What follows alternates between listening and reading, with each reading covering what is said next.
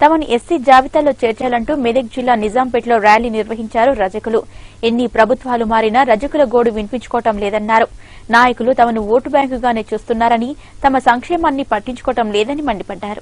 మెదక్ జిల్లా నిజాంపేటలో నిరసన ర్యాలీ చేపట్టారు రజకులు. భారత ప్రభుత్వ ఉత్తర్వుల ప్రకారం తమకు ఎస్సీ హోదా కల్పించాలని రాష్ట్ర ప్రభుత్వాన్ని డిమాండ్ చేశారు. 18 రాష్ట్రాలు 3 కేంద్రపాలిత ప్రాంతాల్లో రజకులను ఎస్సీ జాబితాలో చేర్చారని, రాష్ట్ర ప్రభుత్వం కూడా అదే విధానాన్ని అవలంబించాలన్నారు. ఎన్ని ప్రభుత్వాలు మారినా తమకు మాత్రం న్యాయం జరగటం లేదన్నారు రజక సంఘం జిల్లా కార్యదర్శి సంగుస్వామి. తమను ఓటు బ్యాంకులా చూస్తున్నారే తప్ప సంక్షేమానికి ఎలాంటి చర్యలు తీసుకోకపోవడం శోచనీయమన్నారు. అనారోగ్యం కూడా లెక్క చేయకుండా కులవృత్తులు కొనసాగిస్తున్నామన్నారు. తమను ఎస్సీలో చేర్చి న్యాయం చేయాలని డిమాండ్ చేశారు.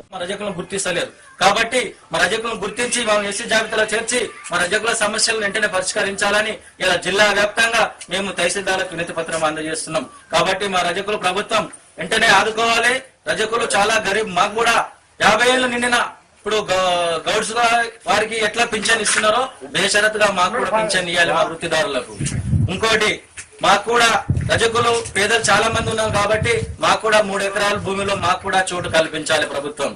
ఎందుకంటే రజకులు లేని విలేజ్ అంటూ ఏది లేదు. రజకులతోటే పొద్దున్న నుంచి సాయంత్రం వరకు ప్రతి కుటుంబానికి అనుమాన సంబంధం ఉంటది. కాబట్టి రజకులు ప్రభుత్వం గుర్తించాలని, ఎందుకంటే గత ప్రభుత్వాలు గుర్తించలే, ఈ ప్రభుత్వం 100% మాకు గుర్తిస్తుందని నమ్మకంతో ఈ రోజు మా జిల్లా కమిటీ వినతి పత్రాలు ఇవ్వాలని కమిటీ నిర్ణయించింది. ముఖ్యంగా ఉద్దేశం ఏంటంటే రజకులను వెంటనే ఎస్సీ జాబితాలో చేర్చాలని. రజకుల స్థితిగతులు అంతగానో పూర్తి భిన్నంగా ఉన్నాయి అందరికంటే. మా రజకులు అందరూ వెనుకబడి ఉన్నారు. రజకులలో అందరూ ఐకమత్యంతోనే ఉన్నాము. రజకులను వెంటనే ఎస్సీ జాబితాలో చేర్చాలి. రజకులకు 3 ఎకరాల భూమి ఇవ్వగలరని ప్రభుత్వాన్ని కోరుతారు. ఎంఆర్ఓ గారికి మెమోరాండం అందజేయడం జరుగుతుంది. కావున మేము ఉదయం లేచి నుంచి సాయంత్రం వరకు వెట్టి చాకరీ చేయడం మా వృత్తి.